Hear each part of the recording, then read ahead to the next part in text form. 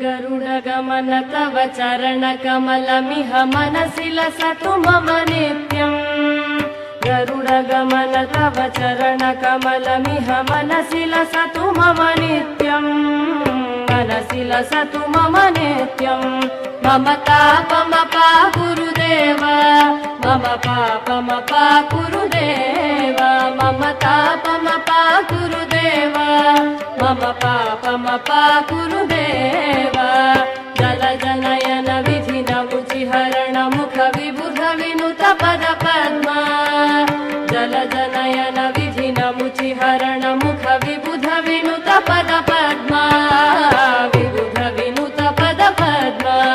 मम तापमपा गुरुदेव मम पापमपा गुरुदेव मम तापमपा गुरुदेव मम पापमपा गुरुदेव।